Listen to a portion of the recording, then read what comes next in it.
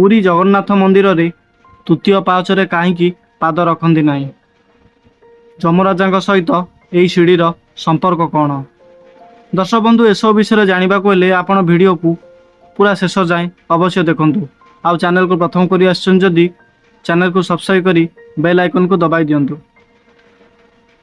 ଦର୍ଶକ ବନ୍ଧୁ, ଜଗନ୍ନାଥ ମନ୍ଦିର ଓଡ଼ିଶାର ଉପକୂଳବର୍ତ୍ତୀ ଜିଲ୍ଲା ମାନେ ପୁରୀରେ ଅବସ୍ଥିତ, ଯାହା ଭଗବାନ ଜଗନ୍ନାଥ ଅର୍ଥାତ୍ ଶ୍ରୀକୃଷ୍ଣଙ୍କୁ ଉତ୍ସର୍ଗ କରାଯାଇଛି। ଭଗବାନ କୃଷ୍ଣଙ୍କର ଏହି ସହରକୁ ଜଗନ୍ନାଥ ଧାମ ବୋଲି କୁହାଯାଏ। ହିନ୍ଦୁମାନଙ୍କର 4ଟି ପବିତ୍ର ସ୍ଥାନ ମଧ୍ୟରୁ ଅନ୍ୟତମ ଜଗନ୍ନାଥ ପୁରୀ। ଏହି ମନ୍ଦିର ନିଜେ ଅନେକ ବିଶ୍ୱାସ ଏବଂ ରହସ୍ୟ ପାଇଁ ଜଣାଶୁଣା। ଆଜି ବି ଏହି ମନ୍ଦିରରେ ଅନେକ ଚମତ୍କାର ଅଛି, ଯାହା ପାଇଁ ବିଜ୍ଞାନର ମଧ୍ୟ ଉତ୍ତର ନାହିଁ।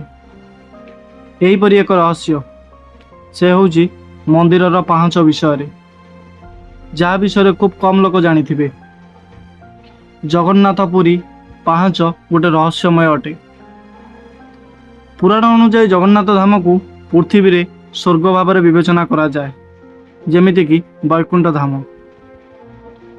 ଭଗବାନ ବିଷ୍ଣୁଙ୍କ ଅବତାର କୃଷ୍ଣ, ଭାଇ ବଳରାମ ଏବଂ ଭଉଣୀ ସୁଭଦ୍ରା, ଇଏ ସମସ୍ତେ ମିଶି ଜଗନ୍ନାଥ ମନ୍ଦିରରେ ଉପସ୍ଥିତ ଅଛନ୍ତି। ଜଗନ୍ନାଥ ମନ୍ଦିର ବିଷୟରେ କୁହାଯାଏ ଯେ ଏଠାରେ ଭଗବାନ ଜଗନ୍ନାଥଙ୍କୁ ଦେଖି ସମସ୍ତ ଇଚ୍ଛା ପୂରଣ ହୁଏ ଏବଂ ସମସ୍ତ ପାପ ଧୋଇଯାଏ। ଯଦିଓ ପ୍ରତ୍ୟେକ ମନ୍ଦିରର ନିଜସ୍ୱ ରହସ୍ୟ ରହିଛି, କିନ୍ତୁ ଆପଣ ହୁଏତ ଜଗନ୍ନାଥ ମନ୍ଦିରର ତୃତୀୟ ପାହାଚ ସହିତ ଜଡ଼ିତ ରହସ୍ୟ ବିଷୟରେ ଶୁଣିନଥିବେ। ଆସନ୍ତୁ ଏହି ମନ୍ଦିରର ରହସ୍ୟମୟ ପାହାଚ ବିଷୟରେ ଜାଣିବାକୁ ଚେଷ୍ଟା କରିବା। ଏହା ଏକ କିମ୍ବଦନ୍ତୀକୁ ପୂରଣ କରେ, ବହୁତ ପୁରୁଣା।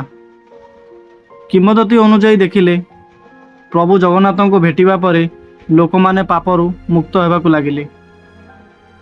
ତାପରେ ଯମରାଜ ପ୍ରଭୁ ଜଗନ୍ନାଥଙ୍କ ନିକଟକୁ ଯାଇ କହିଲେ, ହେ ପ୍ରଭୁ, ପାପରୁ ମୁକ୍ତି ପାଇବା ପାଇଁ ତୁମେ ଏହି ସରଳ ସମାଧାନକୁ କହିଛ। କେବଳ ତୁମକୁ ଦେଖି ଲୋକମାନେ ନିଜ ପାପରୁ ସହଜରେ ମୁକ୍ତ ହୁଅନ୍ତି ଏବଂ କେହି ନର୍କକୁ ଆସନ୍ତି ନାହିଁ। ଯମରାଜ ଜାଣିବା ପରେ ଏବଂ ଶୁଣିବା ପରେ ପ୍ରଭୁ ଜଗନ୍ନାଥ କହିଥିଲେ ଯେ ମନ୍ଦିରର ମୁଖ୍ୟ ପ୍ରବେଶ ପଥରେ ତୃତୀୟ ସୋପାନରେ ତୁମର ସ୍ଥାନ ନେବା ଉଚିତ। ଯମକୁ କହିଥିଲେ, ଯାହାକୁ ଯମଶିଳା କୁହାଯିବ। ଯିଏ ମୋତେ ଦେଖିବା ପରେ ଏହା ଉପରେ ପାଦ ରଖେ, ତାଙ୍କର ସମସ୍ତ ଗୁଣ ଧୋଇଯିବ ଏବଂ ତାଙ୍କୁ ଯମଲୋକ ଯିବାକୁ ପଡ଼ିବ। ଦର୍ଶକ ବନ୍ଧୁ, ଜଗନ୍ନାଥ ମନ୍ଦିରର ମୁଖ୍ୟ ଫାଟକରୁ ପ୍ରବେଶ କରୁଥିବା ବେଳେ ତଳୁ ତୃତୀୟ ସୋପାନରେ ଯମଶିଳା ଉପସ୍ଥିତ ରହିଛି। ଦର୍ଶନ ପାଇଁ ମନ୍ଦିରରେ ପ୍ରବେଶ କରିବା ସମୟରେ ଜଣଙ୍କୁ ପାହାଚରେ ପାଦ ରଖିବାକୁ ଅବଶ୍ୟ ପଡ଼ିବ, କିନ୍ତୁ ଦର୍ଶନ କରିସାରିବା ପରେ ଫେରିବା ବେଳେ ସେହି ପାହାଚରେ ନ ଯିବାକୁ ପରାମର୍ଶ ଦିଆଯାଇଛି। ଏହି ପାହାଚର ପରିସର ବିଷୟରେ କହିବାକୁ ଗଲେ ଏହାର ରଙ୍ଗ କଳା ଏବଂ ଅନ୍ୟ ସିଡ଼ିଠାରୁ ବି ସମ୍ପୂର୍ଣ୍ଣ ଭିନ୍ନ ହୋଇଥାଏ। ଜଗନ୍ନାଥ ପୁରୀ ମନ୍ଦିରରେ ସମୁଦାୟ 22ଟି ପାହାଚ ରହିଛି, ଆପଣମାନେ ମଧ୍ୟ ଜାଣିଛନ୍ତି। ଦର୍ଶନ ପାଇବା ପରେ ଆପଣଙ୍କୁ ତଳପଟରୁ ତୃତୀୟ ସୋପାନର ଯତ୍ନ ନେବାକୁ ପଡ଼ିବ ଏବଂ ଆପଣ ଏହା ଉପରେ ପାଦ ଦେବା ଉଚିତ ନୁହେଁ, ନଚେତ୍ ଦର୍ଶନର ସମସ୍ତ ଗୁଣ ମଧ୍ୟ ଶୂନ୍ୟ ହୋଇଯିବ।